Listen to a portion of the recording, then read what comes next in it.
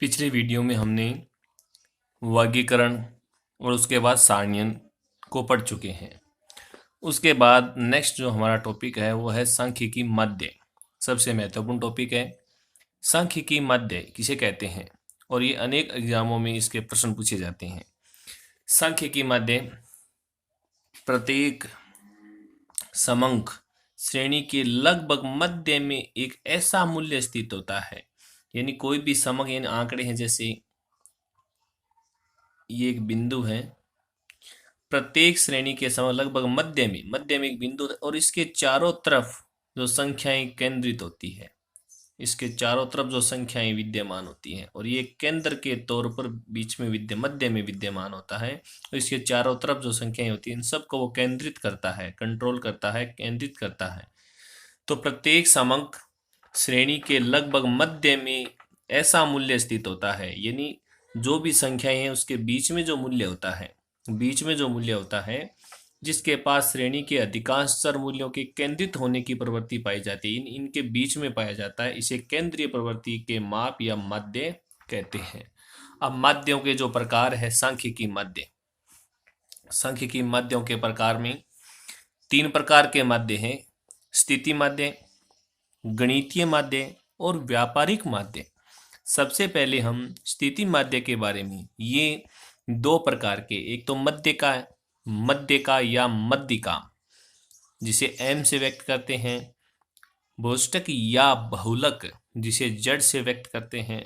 अगर हमें किसी गुणात्मक तथ्यों की जानकारी प्राप्त करनी है तो मध्यिका का उपयोग किया जाएगा। अगर हमें वर्तमान फैशन या औसत कॉलर का आकार, औसत जूतों का आकार, इस प्रकार के मूल्यों की गणना करनी है तो बहुलक का उपयोग होगा। गणितीय माध्य जिसमें 1 नंबर है समांतर माध्य, जिसे औसत बोला जाता है, संख्याओं का औसत ज्ञात करने के लिए समांतर माध्य का उपयोग होगा। गुणोत्तर माध्य का उपयोग चक्रवर्ती ब्याज दर के लिए, हरात्मक माध्य औसत चाल गति इसके लिए, और वर्गीकरण माध्य। उसके बाद व्यापारिक माध्यों में चल माध्य, प्रगामी माध्य और संग्रहित माध्य। अब हमारे लिए सबसे महत्वपूर्ण जो माध्य है वो 2 प्रकार के हैं, स्थिति और गणितीय। सबसे पहले हम 1 नंबर जो हमारा माध्य है उसकी बात करते हैं। वो हमारा माध्य है समांतर माध्य और इसकी परिभाषा समकों के अंक गणितीय औसत मूल्य को समांतर माध्य कहते हैं। यानी समांतर माध्य का जो दूसरा नाम है वो औसत माध्य ही है, यानी संख्याओं का औसत ज्ञात करने के लिए समांतर माध्य का उपयोग किया जाता है। अब ये कितने प्रकार के होंगे भी? समांतर माध्य 2 प्रकार के हैं, एक तो सरल समांतर माध्य और एक भारित समांतर माध्य। इस वीडियो में हम सरल समांतर माध्य के बारे में और भारित समांतर माध्य के बारे में पढ़ेंगे और इसके बाद हमारा समांतर माध्य कंप्लीट हो जाएगा। अब सबसे पहले बात करते हैं हम सरल समांतर माध्य की। और जो सरल समांतर माध्य होता है, सबसे पहले बात करते हैं सरल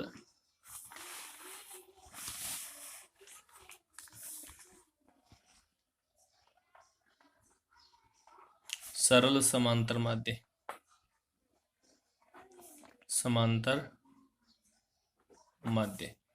सरल समांतर माध्य को 3 प्रकार की श्रेणियों में बांटा गया है: व्यक्तिगत श्रेणी, खंडित श्रेणी और अखंडित श्रेणी। और उसके बाद व्यक्तिगत को 2 श्रेणियों में, प्रत्यक्ष रीति, लघु रीति, खंडित को भी प्रत्यक्ष रीति, लघु रीति, और अखंडित को प्रत्यक्ष रीति, लघु रीति और पद विचरण रीति में डिवाइड किया गया है। तो इसे विस्तार रूप से, यानी संक्षिप्त रूप से समझने के लिए हम एक डायग्राम का उपयोग करते हैं।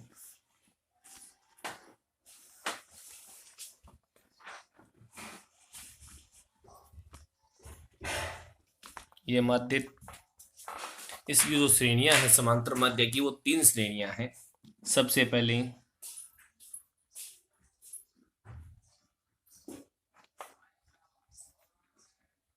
व्यक्तिगत श्रेणी,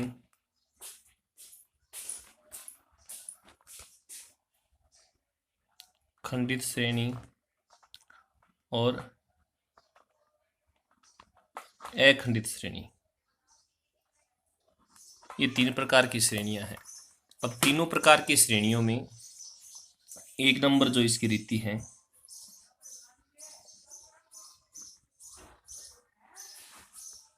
प्रत्यक्ष रीति, और इसकी जो ये दूसरी रीति है लघु रीति।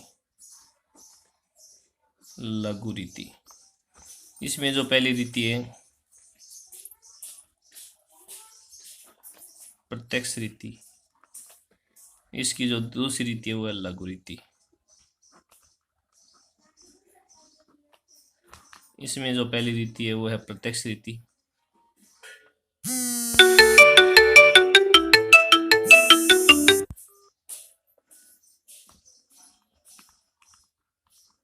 दूसरी जो है लघु रीति।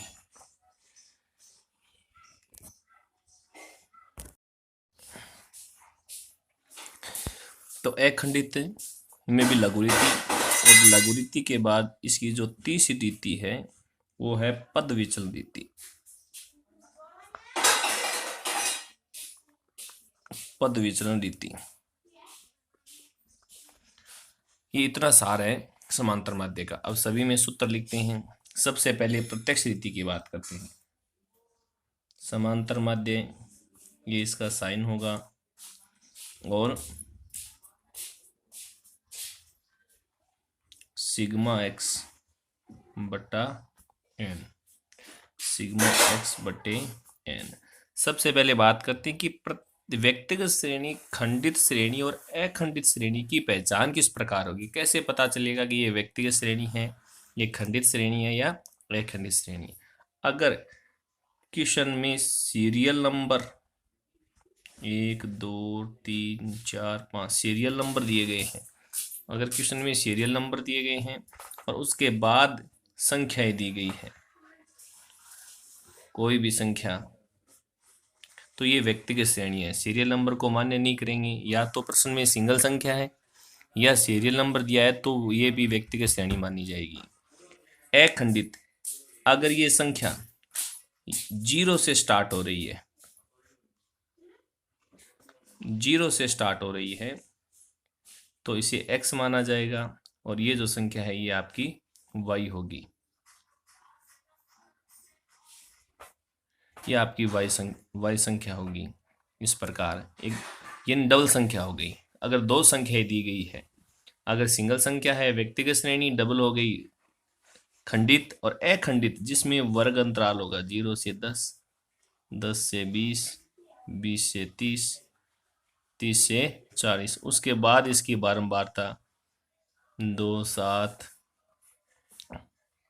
इस प्रकार की जो संख्या होगी वो अखंडित। ये इसकी पहचान है। ये व्यक्तिगत श्रेणी है, ये खंडित है और ये अखंडित है। ये तीनों की पहचान है। सिंगल संख्या, रोल नंबर मान्य नहीं है, भी रोल नंबर भी हो सकता है, सीरियल नंबर हो सकता है, वो मान्य नहीं है। या तो प्रश्न में सिंगल संख्या हो या सीरियल नंबर दिया हो तो भी व्यक्तिगत श्रेणी है। डबल, ये 0 से स्टार्ट हो रही है, ये रोल नंबर नहीं है, 0 से स्टार्ट हो रही है। ये डबल संख्या दी गई है, 2 संख्याएं दी गई है, एक x और एक उसकी बारंबारता, तो खंडित हो जाएगी। और ऐसे वर्ग अंतराल दिया हुआ है तो अखंडित। ये इसकी पहचान है। अब इसके जो सूत्र लिखते हैं, सबसे पहले प्रत्यक्ष रीति, x बार सिग्मा x बटा n, ये राशियों का योग बटा राशियों की संख्या, n का भाग देंगे। यहाँ तो x का जो संख्याएं दी गई उनका योग करना, टोटल योग बटा संख्या कितनी है, n बराबर संख्या। लेकिन यहाँ पर क्या ध्यान रखना है, यहाँ पर f हो गया तो सिग्मा fx होगा और बट्टा n, लेकिन यहाँ पर n का जो मतलब होगा वो सिग्मा f होगा। सिग्मा f का मतलब f का टोटल योग। इसमें लिखेंगे x बार बराबर सिग्मा fx बट्टे n या सिग्मा f। ये दोनों तीनों श्रेणियों में कॉमन है भी। इसमें f नहीं है, इन दोनों में f है तो f से मल्टीप्लाई कर देंगे, गुणा कर देंगे। अब लघु रीति की बात करते हैं। लघु रीति में कोई भी x में से एक संख्या को अज्यूम किया जाता है, बीच की कोई भी एक संख्या मानी जाती है और उस संख्या को x में से घटाया जाता है। यानी x में से कोई भी एक संख्या मानी जाती है और उसे x में से घटाने पर जो मान ज्ञात होगा उसे कहते हैं dx। उसे क्या कहते हैं? dx। तो लघुरीति में जो सूत्र होगा वो होगा a प्लस ए ने आपने जो संख्या मानी है प्लस सिग्मा dx बट्टे n। इसी में भी क्या होगा? x बार बराबर, इसमें f आ गया साथ में तो इसमें क्या जुड़ जाएगा? अभी f शामिल हो जाएगा इसमें, सिग्मा f dx बट्टा n। लेकिन n का मतलब यहाँ पर ध्यान रखें सिग्मा f होगा। यहाँ पर लिखें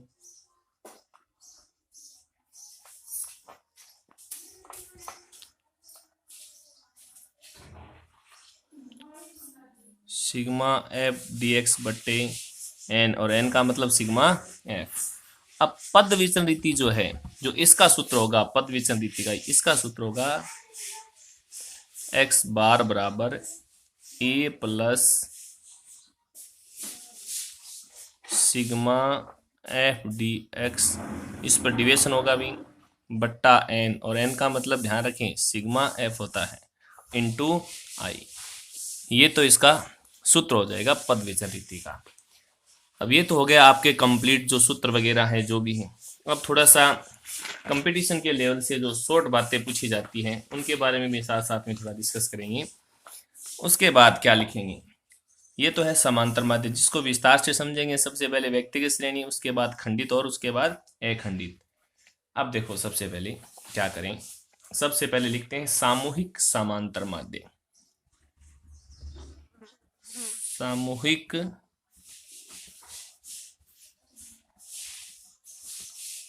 समांतर माध्य, सामूहिक समांतर माध्य। इसका जो साइन होगा इसे किस प्रकार व्यक्त, ये तो समांतर माध्य भी, ये तो है समांतर माध्य। यहाँ पर 1 2 3 इस प्रकार लिख देंगे, यह क्या बन जाएगा? सामूहिक समांतर माध्य।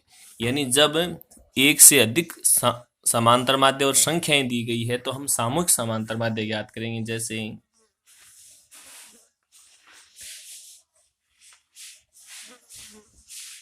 n प्लस ये सिग्मा, ये आपका सेकंड समांतर माध्य हो गया और उसका सेकंड n हो गया।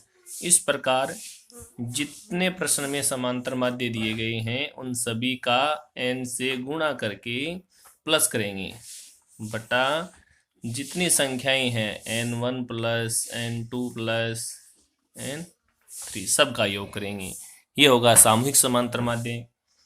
उसके बाद सामूहिक समांतर माध्य के बाद चार्ली शुद्धता, अगर हमारे द्वारा ज्ञात किया गया समांतर माध्य सही है या गलत है, इसकी जांच करने के लिए एक अर्थशास्त्री चार्लियर ने एक सूत्र दिया है, चार्लियर परिशुद्धता जांच।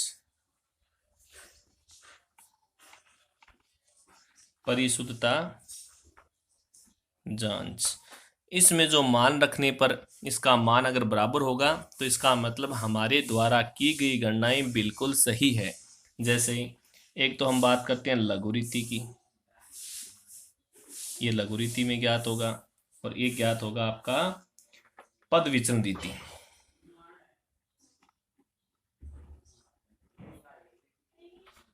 पद विचलन रीति कैसे रखना है? भी हमें मान रखना है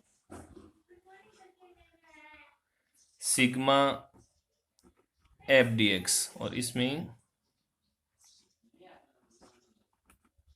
एफ डी एक्स डिविएशन है भी, इसके बराबर होना चाहिए।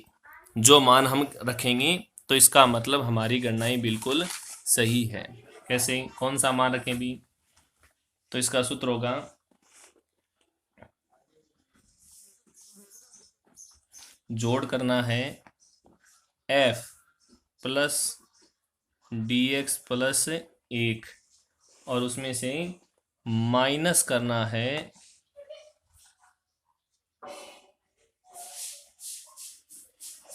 सिग्मा एफ को। इसका मान अगर इस समीकरण के बराबर हो, इसका मतलब हमारे द्वारा की गई गणनाएं समांतर माध्य की बिल्कुल सही है। दूसरा जो तरीका है वो पदवचन रीति का है। इसमें भी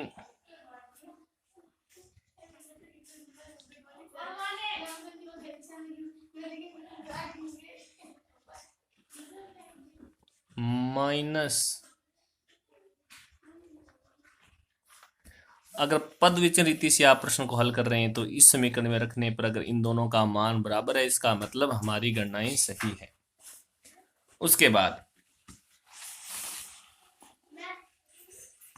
अब बात करते हैं कि समांतर माध्य, ये जो बात है ये कंपटीशन लेवल के लिए ज़्यादा उपयोगी है। समांतर माध्य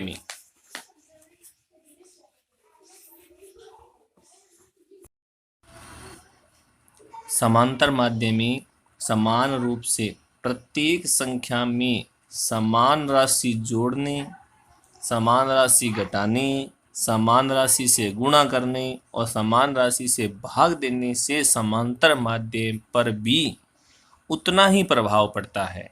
अगर हमने समान राशि को जोड़ा है तो उतना ही समांतर माध्य बढ़ जाएगा, समान राशि घटाई है तो उतना ही समांतर माध्य कम हो जाएगा, समान राशि से गुणा किया है तो उतना ही वो गुणा हो जाएगा, और अगर भाग दिया है तो उतना ही विभाजित हो जाएगा। यह है समांतर माध्य की। अगर हम प्राकृतिक संख्याओं से समांतर माध्य ज्ञात करना चाहते हैं, प्राकृतिक संख्याएं जैसे 1 2 1 से स्टार्ट होती है, 1 2 3 4 5 अनंत जब तक चलती रहेगी, तो 1 2 3 4 5 अनंत तक ये चलती रहती है। यह है प्राकृतिक संख्याएं। समांतर माध्य का सूत्र होगा प्रथम संख्या प्लस अंतिम संख्या बटा 2। जैसे मान के चलता हूं मैं 1 से 10 संख्याओं का समांतर माध्य बताइए, तो प्रथम संख्या कौन सी है 1 और अंतिम संख्या कौन सी है 10, तो 1 प्लस 10 बटे 2 यानी 5.5 इसका समांतर माध्य होगा। उसके बाद है, ये भी कंपटीशन के हिसाब से है, समांतर माध्य से निकाले गए विचलनों का योग सदैव शून्य होता है। समांतर माध्य से निकाले गए विचलनों के वर्गों का योग न्यूनतम होता है। इसे समझने के लिए हम प्रश्न में डिस्कस करेंगे कि शून्य कैसे होगा और न्यूनतम कैसे होगा। उसके बाद हमारा जो अगला दूसरा जो समांतर माध्य है वह भारित है। भारित, इसकी दो ही रीति है, प्रत्यक्ष रीति और लघु रीति। अब बस फर्क क्या हो गया, इसमें एफ को क्या माना गया है, वेट माना गया है। एफ को इन्होंने वेट माना है बस। तो सिग्मा हम लिखते थे, अभी हम क्या लिखते हैं इसमें एफ एक्स, यहाँ पर क्या हो गया एफ के स्थान पर कौन हो गया अभी डब्लू, तो एक्स डब्लू बटे डब्लू, और यहाँ पर क्या हो गया D x, F D x हो गया, डी एक्स उसी प्रकार ज्ञात होगा, और एफ का स्थान किसने ले लिया अभी वेट ने ले लिया, तो वेट बटा वेट इन सिग्मा डब्लू। ये है आपकी भारित समांतर माध्य। अब सबसे पहले हम सरल समांतर माध्य को क्रमवाइज समझेंगे। सबसे पहले डिस्कस करेंगे व्यक्तिगत श्रेणी जिसमें प्रत्यक्ष और लघु रीति, उसके बाद खंडित में प्रत्यक्ष, खंडित और अखंडित, नंबर वाइज हल करते हैं। सबसे पहले हम बात करते हैं व्यक्तिगत श्रेणी। व्यक्तिगत श्रेणी का जो पहला हमारे सामने क्वेश्चन है